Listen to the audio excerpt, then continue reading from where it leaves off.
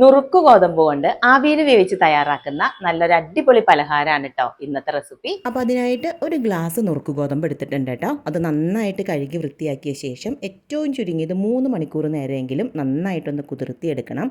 നമുക്കിത് അരച്ചെടുക്കാനുള്ളതാണ്. നന്നായിട്ട് കുതിർന്ന് കിട്ടിയാൽ അരച്ചെടുക്കാൻ എളുപ്പമാണ്.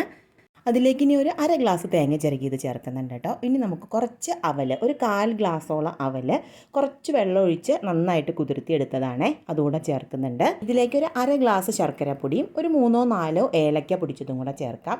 ഇനി അര ഗ്ലാസ് മുതൽ 3/4 ഗ്ലാസ് വരെ വെള്ളമാണ് നമുക്കിത് അരച്ചെടുക്കാൻ വേണ്ടത്. ഈ ഒരു കൺസിസ്റ്റൻസിയിൽ കിട്ടണം, അതനുസരിച്ച് വെള്ളം ചേർത്ത് കൊടുക്കണേ.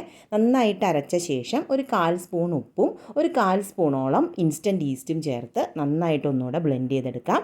ഒരു 2 മണിക്കൂർ റെസ്റ്റ് ചെയ്യാൻ വെച്ചാൽ നമ്മുടെ മാവ് റെഡിയാണ്. ഇനി ഇത് വട്ടയപ്പത്തിനൊക്കെ ആവി കയറ്റുന്ന പോലെ നമുക്ക് ആവി കയറ്റിയെടുക്കാം. ഒരു കേക്ക് ടിന്നിൽ കുറച്ച് നെയ്യ് പുരട്ടി കൊടുത്ത ശേഷം നമ്മുടെ ബാറ്റർ ഒഴിച്ച് കൊടുക്കുന്നുണ്ട്. 25 മിനിറ്റ് മുതൽ 35 മിനിറ്റ് വരെ എടുക്കും കേട്ടോ നമുക്കിത് വെന്ത് കിട്ടാൻ. കുറച്ച് കട്ടിയിലാണ് ഞാൻ ഒഴിച്ച് കൊടുത്തിരിക്കുന്നത്. അങ്ങനെ നമ്മുടെ നുറുക്ക് ഗോതമ്പ് വട്ടയപ്പം റെഡി ആയിട്ടുണ്ട്. ഇതാ കാണുമ്പോൾ തന്നെ അറിയാലോ നല്ല സോഫ്റ്റ് ആണെന്നുള്ളത്. സിമ്പിളല്ലേ, ട്രൈ ചെയ്ത് നോക്കണേ.